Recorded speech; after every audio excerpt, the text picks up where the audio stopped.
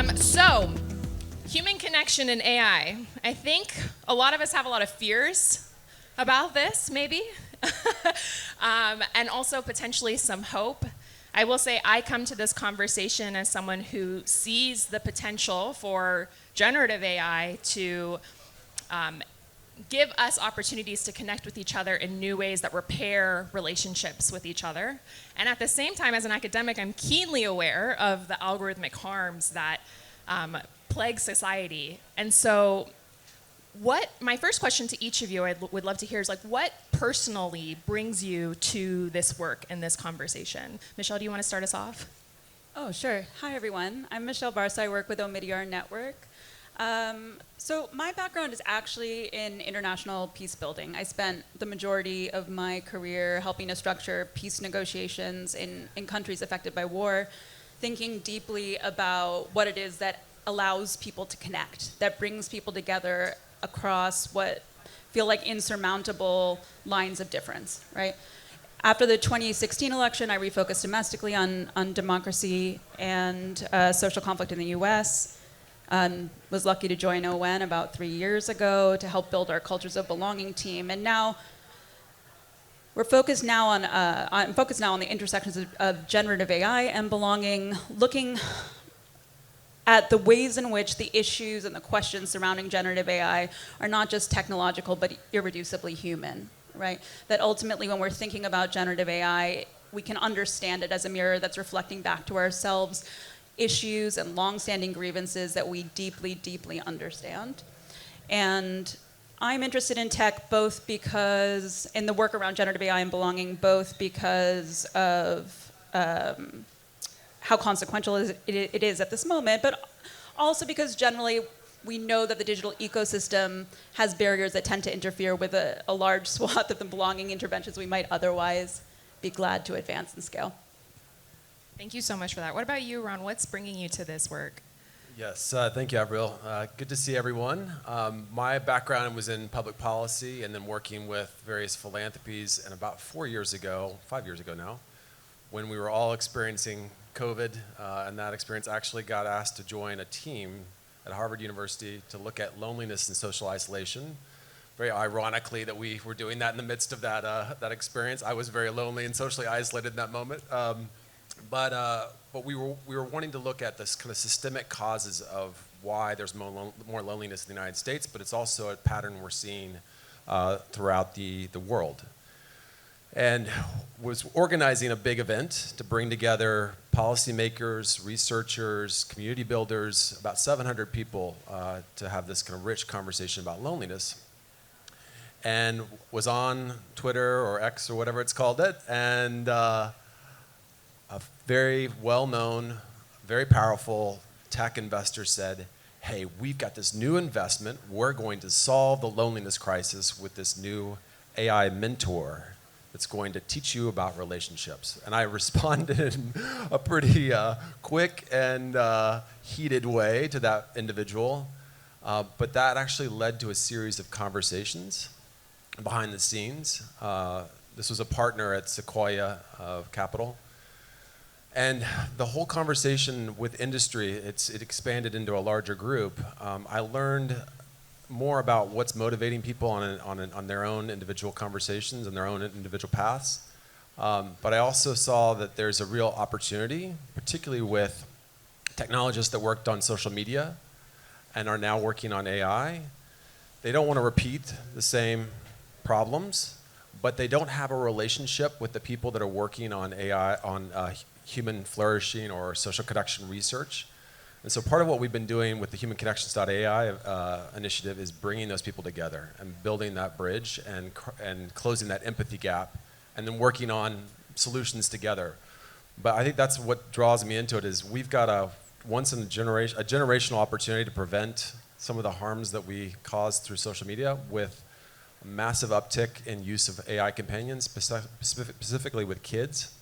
And I'm very concerned that we're kind of flying blind again.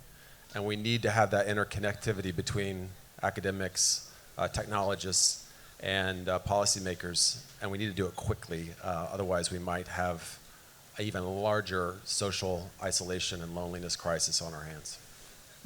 Yeah, thank you so much for that foundation setting. Mark, what about you? What brings you to this work? Well, I think I've got to this work as kind of the natural process of my career. I've been in technology since 1995.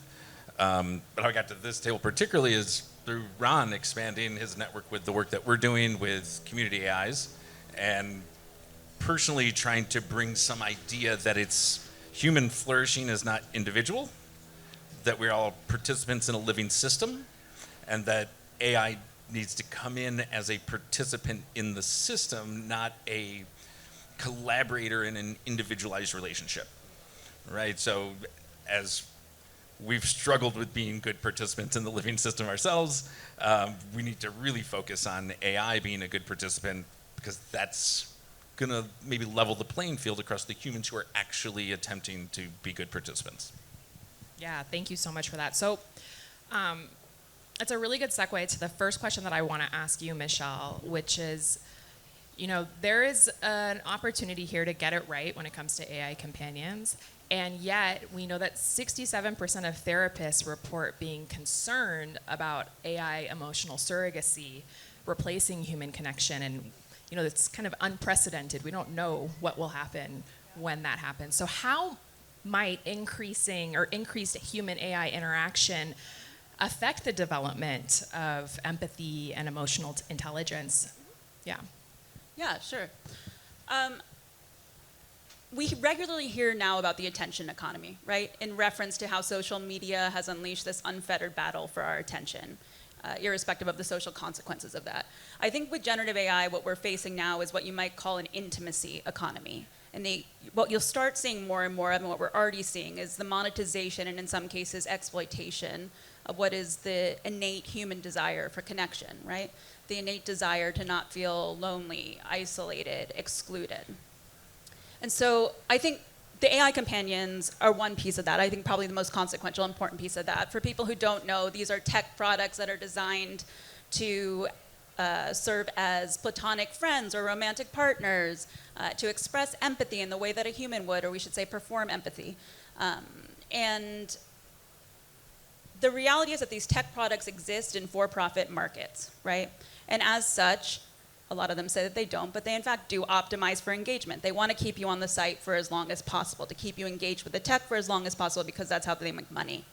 And the way that they do that is they validate you, because people love that, and they reduce perceived friction or conflict, right? So perceived ideological conflict, challenging of your choices, so that you feel warm and fuzzy, like there's no messiness problems here. I don't have to feel uncomfortable or awkward. The thing is, though, that it's that friction, that conflict, that is the essence of human relationships, right? This is how we deepen our connection with each other. We rupture and we repair. We encounter conflict with each other, we talk about it, we learn to practice empathy, and then we get closer to each other as a result. We also do that in collectives, right? So you're looking at a situation in which there's increasing reliance on a technology that will, we know now from Sherry Turkle's research and the research of others, systematically reduces our tolerance for that kind of interpersonal friction or interpersonal conflict, and then you might assume reduces one's capacity to engage in interpersonal conflict resolution. And you start to think about things like, well, insofar as we understand democracy as a social technology for resolving conflict at scale, and we might be systematically eroding individuals' tolerance for interpersonal conflict, we might have a problem here, right? And maybe we think this is like a fringe thing. Maybe a lot of you don't have machine friends. That's okay. I also don't judge you if you do. But this market is growing at an astronomical rate, right? Replica in 2018 has 2 million users, now reports over 30 million users. Character.ai, over 30 million users, most of which are under the age of 24. Xiaoice, a Chinese companion bot, reportedly has 660 million users with more than 23 dialogue turns per engagement, which means that the machines are more engaging than the average human. It's distressing, right? But all that to say, it's something we need to focus on. And I don't want to paint a picture of just doom and gloom. Like, this is a complicated balance sheet, that there are obvious benefits to this as well, and we have to take this into consideration as much as we do the harm. We know that engagement with these companions, for example, can reduce sense of loneliness, can reduce suicidal ideation. We know that they're helpful for folks who are neurodivergent and need to practice social skills or use them to practice social skills. The problem is that when we measure for harm in relation to these companions, we default to using the individual as the primary unit of analysis, right? With tech, we optimize for the individual in terms of benefit and harm. And when we think about belonging, we optimize for the collective. So the question now is how we reconcile those two things. Gorgeous snaps to that. I thank you. I especially love this comparison between optimizing for the individual and the collective. And I wonder, Ron, when you think about what human flourishing is, as we know, you founded something called the Human Flourishing Technology Collaborative. When you think about human flourishing, how might we translate what we know about human flourishing, about being both the individual and the collective flourishing, from this analog world to the now digital world, where AI agents are involved? Yeah, so the way that the Harvard program thinks about or defines human flourishing is all the aspects of a person's life are good. It's the way that most people through surveys, through public health data, through other forms of data, talk about when their life is good. They talk about things like happiness and life satisfaction. They talk about their mental health, their physical health, their material and financial security, and close social relationships is a key part of that. And it's both the individual, as we're talking about, but it's also the context which that individual is in, both the social relational context and the environmental context. And what I've really seen in this particular issue and this problem is that the drivers for AI development are primarily the economic growth driver, which includes, individual profit, shareholder profit, et cetera.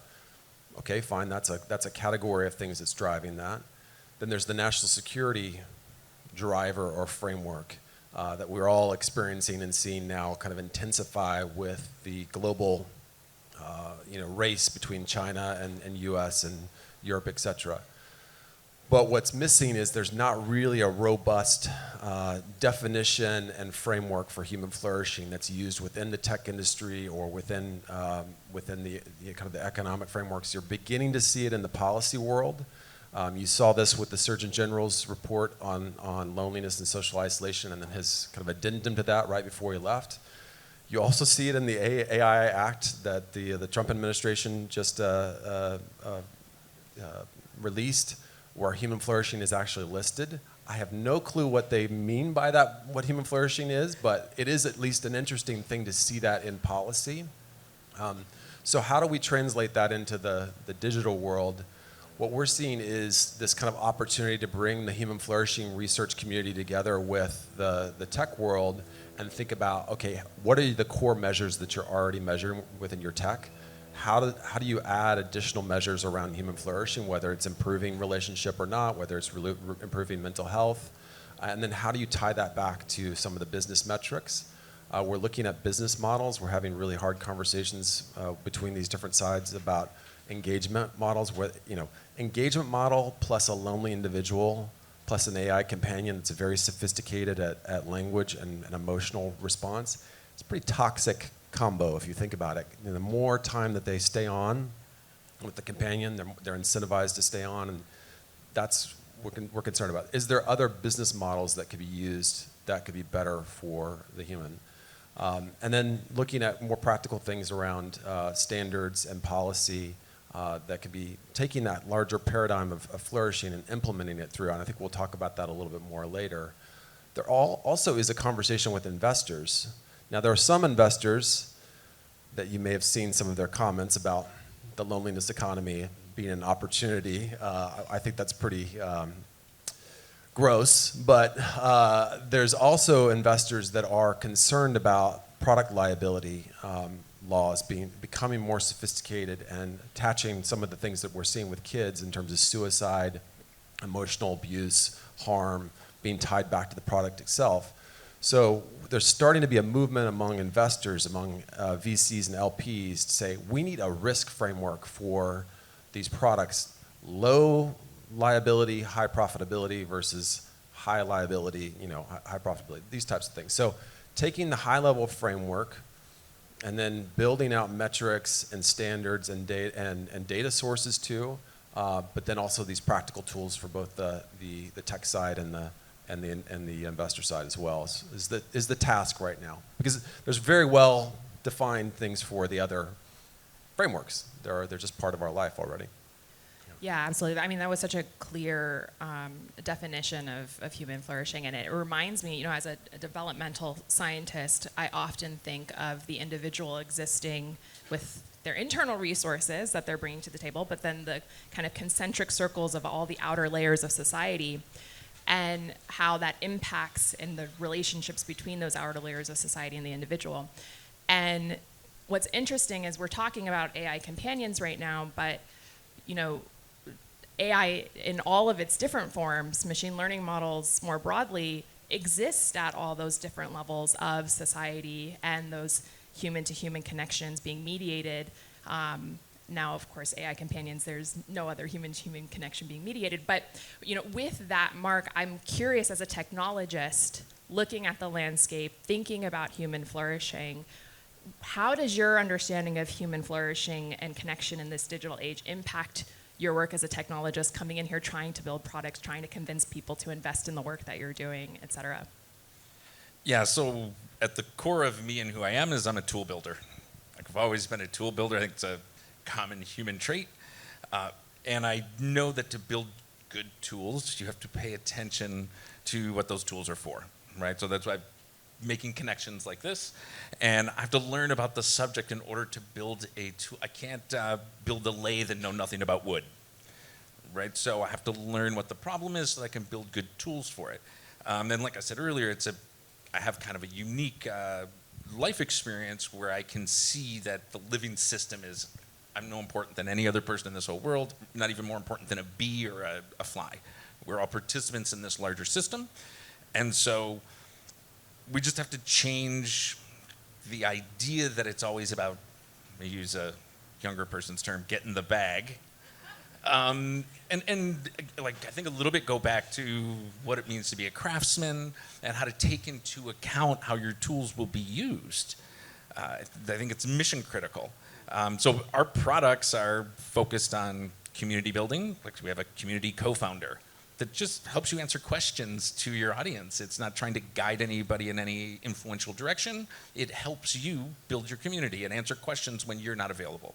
We have a personal AI sidekick, but its entire mission is your well-being, not to engage you in conversations, but it mines the internet for shared interest activities in order to drive you to those shared interest activities. And one of the instances I share when I do talks is you could have some individual from Tokyo who's never been in America, never spoke English, and shows up at a car convention for Mustangs, and there's the most big pickup drive-in, what would, in today's site kind of interpreted as not open to ideas. When they're looking at a Mustang engine together, they are in love. The shared interests drive away all the differences and unify people in a way that is absolutely amazing. And so that mindset in the building of the tools is critical to have the tools deliver a result that's for human flourishing. Yeah, I really appreciate what you are describing in terms of a tool that can optimize for an individual's well-being. And I'm going to go a little bit off script because I'm inspired by what I'm hearing from you all. Ron, you had spoken about the contextual importance of human flourishing. And, every time we build tools, there is an underlying incentive structure to the tools that we're building that a group of humans is kind of defining and setting.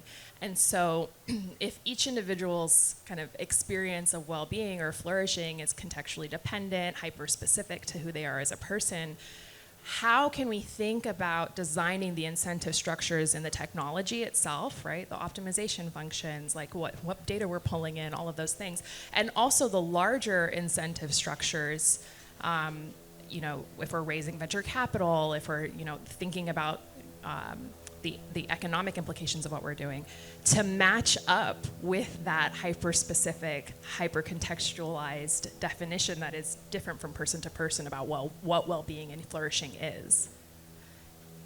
Yeah, I think one of the things we talk about in the kind of the human flourishing research community, which is global. I mean, there's people from all over the world that are working on that topic, and there are global studies that are happening. And there's multiple billions of ways to flourish. We always talk about that. And yet there's also these patterns we see that are global in nature in terms of we see similarities. And we also have seen lately in some values research that we've been looking at that there actually is a pattern of both the positive nature of flourishing and social connectedness, and then the negative nature of languishing and social isolation.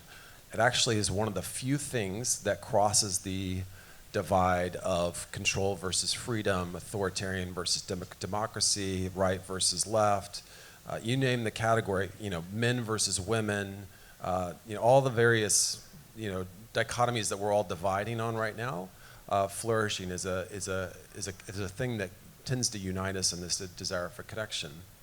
In terms of the incentive structures, I think that's a really hard question right now that we're wrestling with in this broader community where there's all these different sides are working together. Because if you look at the incentive structure of things like venture capital, it's about speed, it's about scale.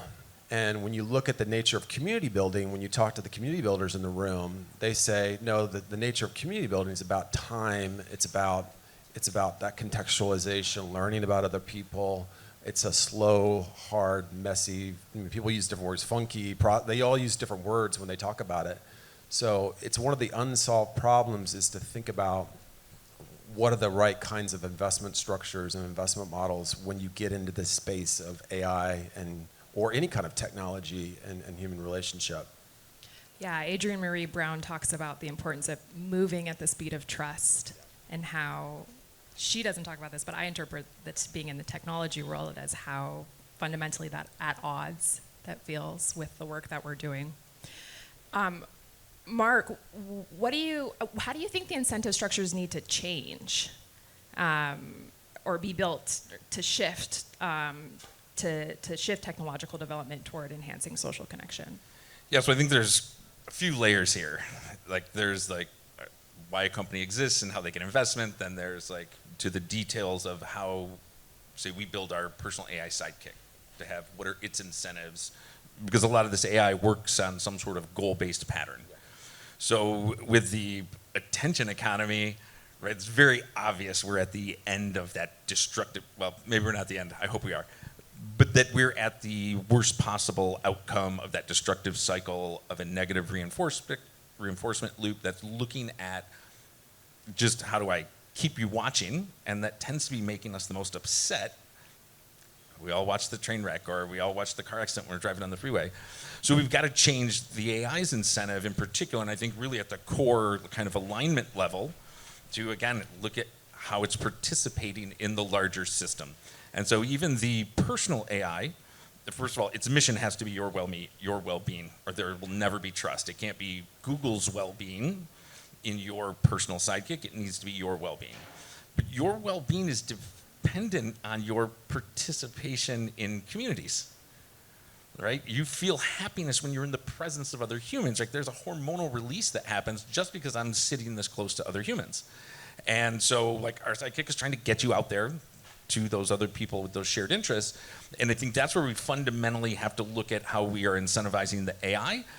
And then on the business side, there's super practical, valuable examples for, say, I did a talk at a travel conference, and they're thinking about how do we find out more about the user and so that we can get them to click the button and have more conversions in this particular flow, marketing flow. When the world is going to change because personal AI sidekicks already know everything about you and you've determined what they're allowed to share and not allowed to share, but when they go to purchase that vacation for you, it's not going to be a purchase that's based on whether that button was green or blue or red. It's not an impulse decision. It's going to be based on, okay, I made this first vacation decision, then I'm having conversations about the quality of that vacation, how it affect my family. The next vacation decision that agent makes for me is going to be on the outcome of the last one. So there's not going to be the same level of kind of, I call it tomfoolery in the checkout process, because the agent isn't making emotional-based decisions. It's going to make outcome-based decisions if it's built properly. And that will fundamentally change commerce, I think. For better or worse. Well, if it's outcome-based, I hope it will be for the better, Yeah. right? If it's actually seen, did I actually get valued? Was I more relaxed? Can I be a better participant in my family because I had a good vacation? Then that guaranteed, I think that will deliver a superior outcome. Yeah, thank you for laying that out. So we've talked about incentive structures at multiple levels, and I actually really want to hear from Michelle if there's anything else you want to say about incentive structures before we move on to policy. We have some time, so we can kind of hang out here for a little bit. But yeah, any additional thoughts? And if not, no worries. I mean, I think inevitably with this, the profit imperative and the social imperative are at odds.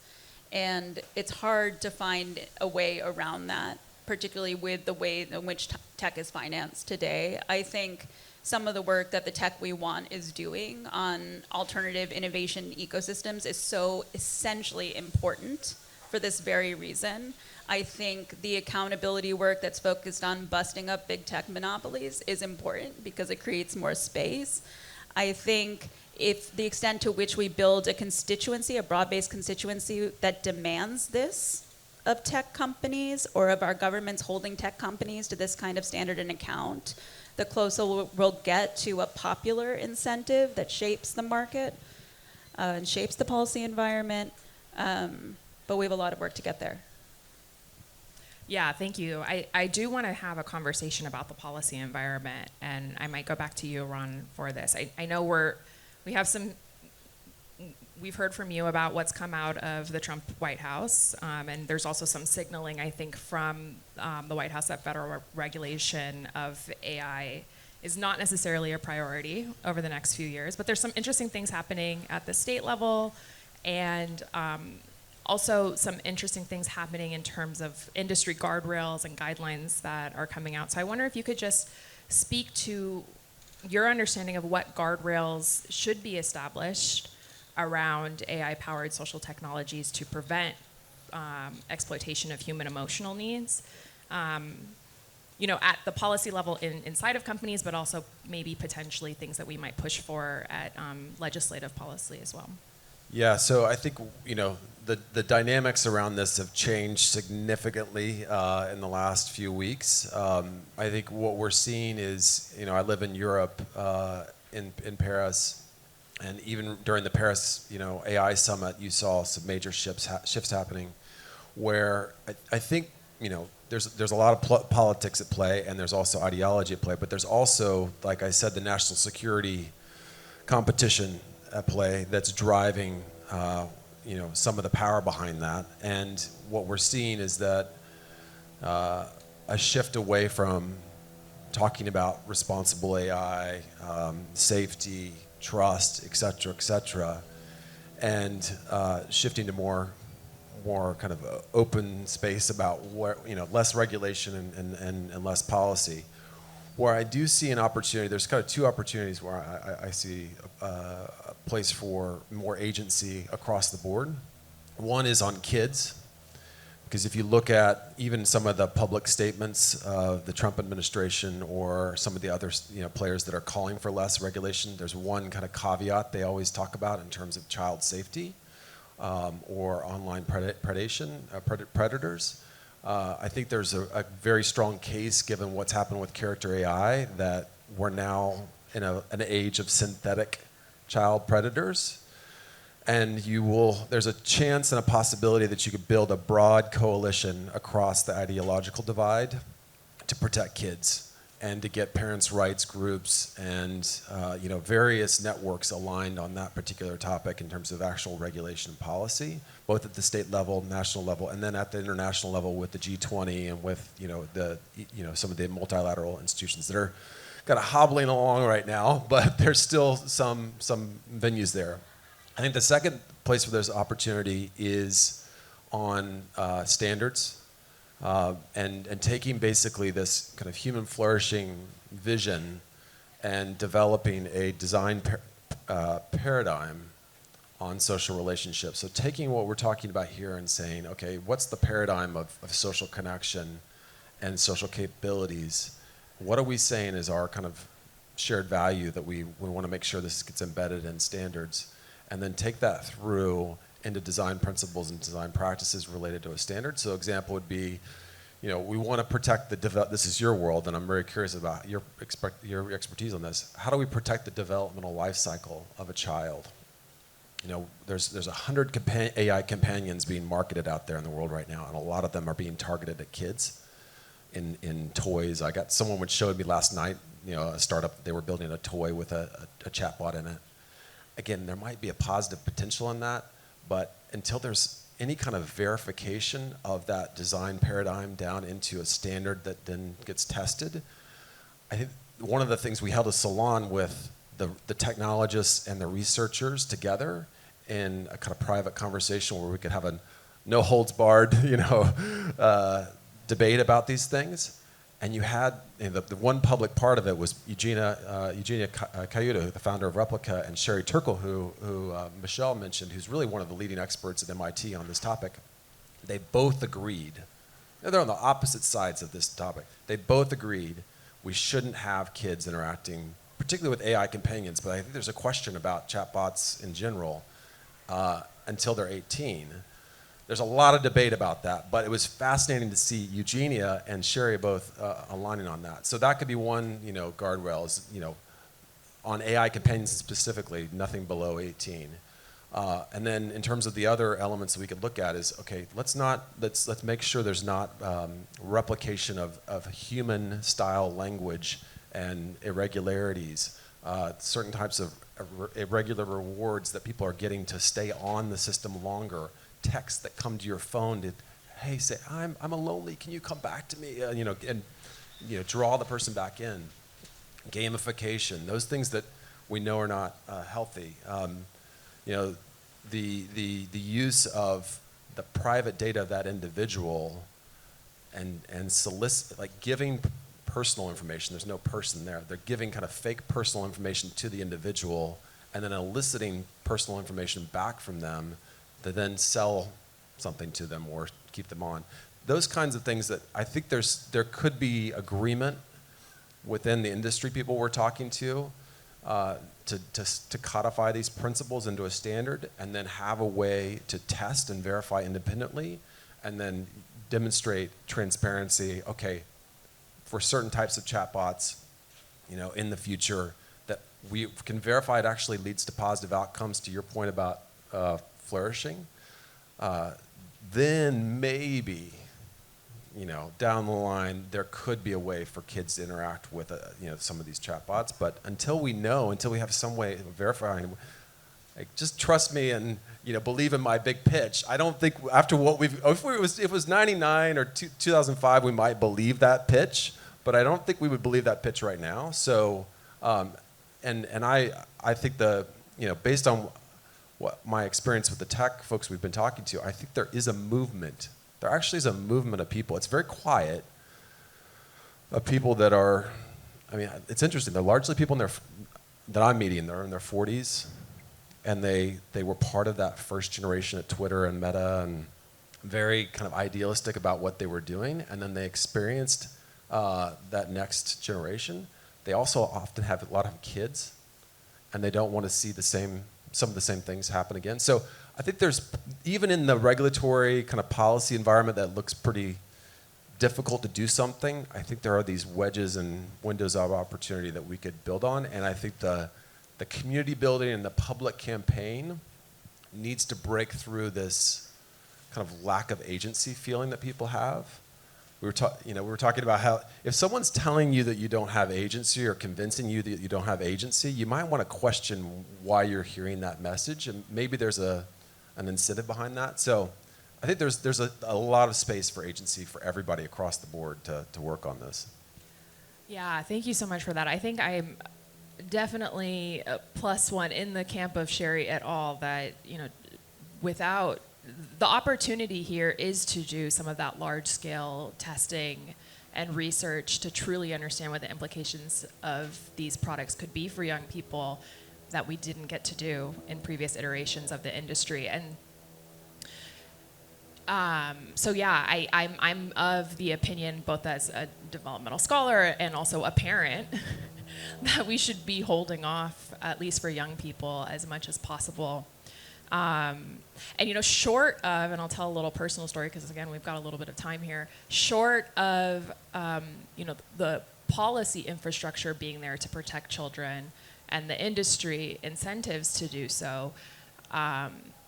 I've been involved in some community organizing with parents to try to do small things at the school level, like how can all the parents in my kids' kindergarten class get onto an understanding or sign a pact that we're going to have screen-free play dates, that we're not going to let our kids have their own personal devices until the 8th grade. When I originally had that idea with one or two other parents in the class, we were like, oh, I don't think other people are going to be on board with this. They probably already gave their kindergartners tablets or phones or whatever. But the overwhelming message from the community was like, yes, thank you. Thank you for organizing this. Folks are looking for those opportunities to feel like they have some agency in protecting their kids or just making smarter choices than we did. We had talked about the danger of the most adverse outcomes of some of these companions being suicide or self-harm happening. And I'm hopeful because I see coalitions of parents who have experienced the unimaginable of losing a child to social media harms and now companion harms, coming together and saying, no, we are going to build a coalition. We are going to try to get the research to get done so that this doesn't happen to any other families. So I'm really heartened by the collective agency, the collective organizing that's happening in small groups. And my question for you, Michelle, is like, how can we see more of that? How can users and communities hold these platforms and developers accountable to their creation, and not from a place of blame necessarily or assumed malevolence, but from a place of community power and from a place of personal agency? Yeah. Bring us home, girl. How do we fix it? First of all, I love that example of the organizing that you're doing with the parents at your school. It's so important. And I'm going to circle back to that in a minute. I just need to double underscore, triple underscore this point about agency. It's not just our general perception. We've done nationally representative surveys on this with More in Common. People report feeling extremely low levels of agency when it comes to tech. They feel like because they do not understand how the tech works, that they don't have a way to weigh in on how the tech is governed or how it shows up in their lives. But it's just not true, right? There is not some magical server in the sky that is throttling forward tech innovation. There are humans making those decisions. And it is incumbent upon us now to expand the range and diversity of individuals and stakeholders engaged in making those decisions. And part of that is, okay, yeah, give it up for common agency. There's so many ways to think about doing that, right? Part of it is what we heard about in the first panel on narrative change. Part of this is about digital literacy. Part of this is about collective action. Part of this is thinking more broadly about how we shift towards models of participatory democracy that allow multiple stakeholders to come together in structured groups and structured processes to weigh in on ethical guidance, standards, and guardrails for tech, right?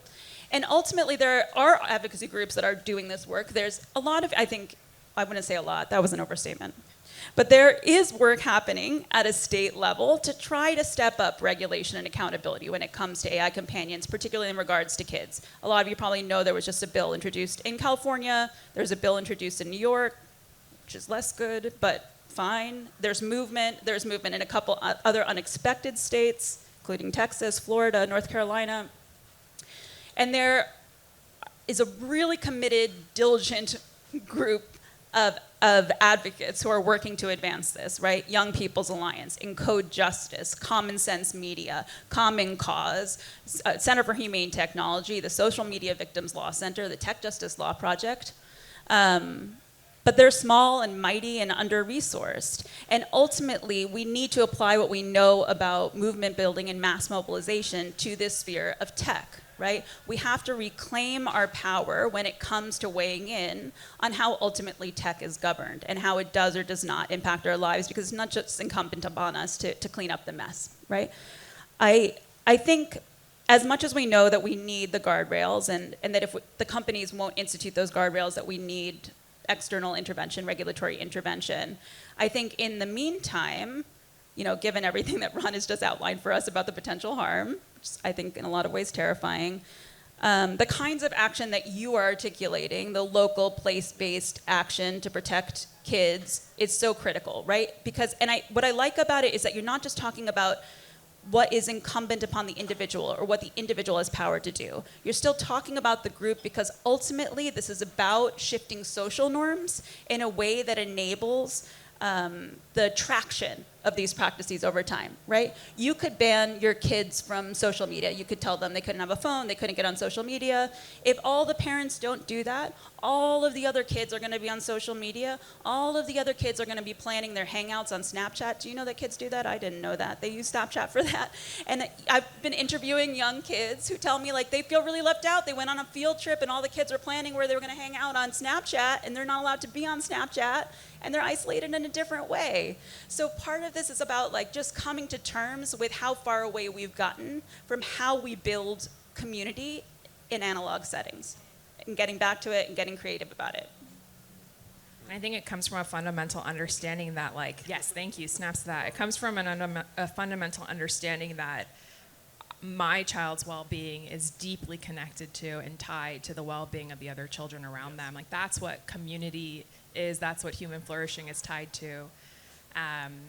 So I'm going to give you guys a rapid-fire question, a couple of words.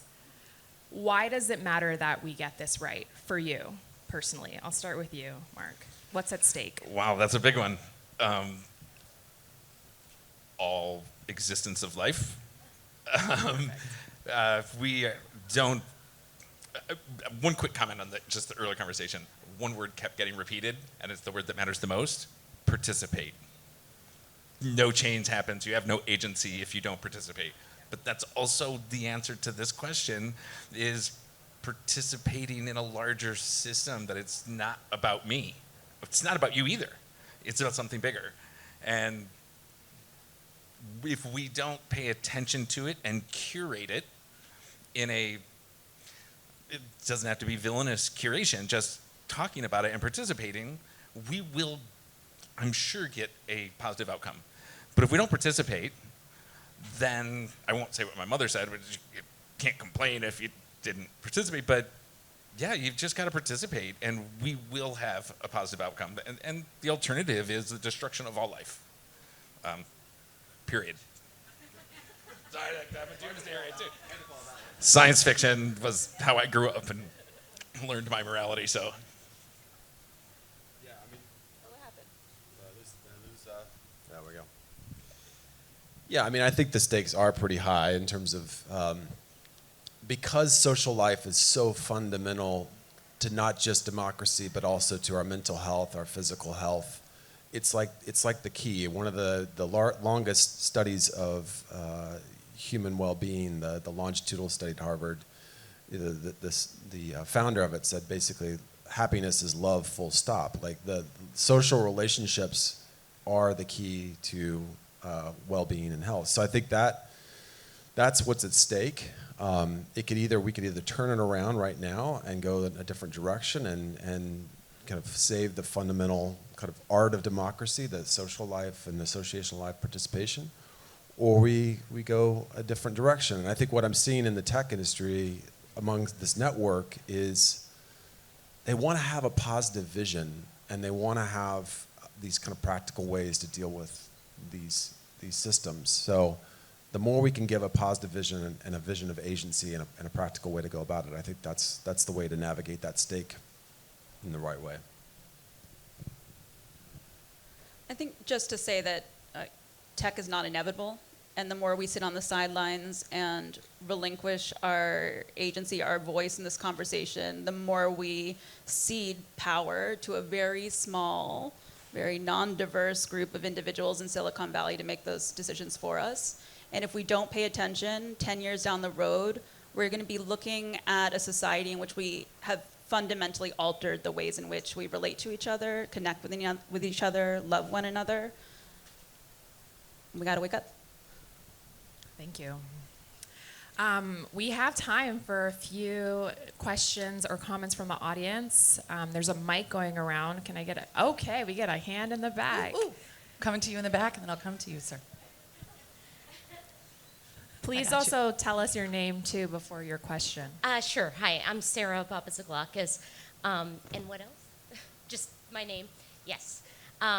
So I'm eager to ask about what it means to go about programming AI agents for the outcome of well-being in the context of how we started this panel under the guise of tech being an individualizing impulse that might contradict belonging and collective participation, especially when I think about my own personal growth. It is attached so much to being challenged in really uncomfortable ways many times, to grow, expand the way I'm thinking, what I know about people, how I'm interacting with them, and how you navigate that in code and in a way of being, codified in building algorithms that are intended to optimize for an individual's well-being, but that well-being might not be able to capture the level of challenge one needs to actually get to a point of flourishing. So how do we actually do it? Encoding for well-being and also encoding for some of that challenge that's required in how to grow into a functioning human. So I think that one's for me, the techie. So we've got a lot of tools for this already, but it's about the goal structures. So, there's a popular sci-fi thing out there where if you train the AI to make paper clips, we'll end up making spaceships out of paper clips. And that's why I'm so heavily focused on the idea of having any of these AI levels be the goal to be more system specific or looking at systems. And so looking at your well-being is also looking at your participation in the system. What are you contributing to the system and what are you receiving back from the system? But it doesn't have to be directly transactional either. Some people give into certain systems and receive from other systems. So from a coding perspective, there's reinforcement learning. We just have to change it to not be earning a token and to be earning an outcome or an effect. So a lot of this can be done with generative AI and just kind of how you're prompting it and training it, but also what data you're putting in.